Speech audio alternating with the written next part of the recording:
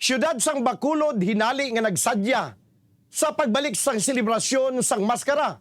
Balik yuhom ang nangintima selebrasyon nga gin kay lawanta.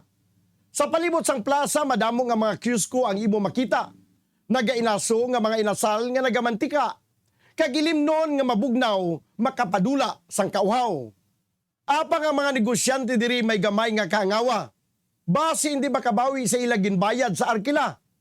Ano abi kay selebrasyon ginupdan man sang probinsya, panaad ginbuksan ini sa kalawigon nga isa ka semana. Gani mga tawo nga dapat sigurado na nga magapaningaon sa plaza. Ato na karon sa panaad kay may mga pagkaon man nga ginaserbi sila.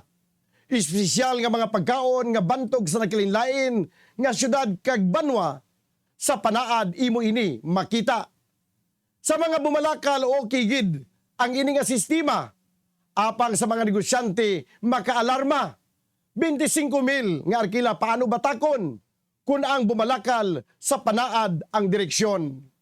Ang ini nga panguna-una ang pananawan ang ginpadala ni Leonardo Sanchez sa Barangay Villamonte, Bacolod City.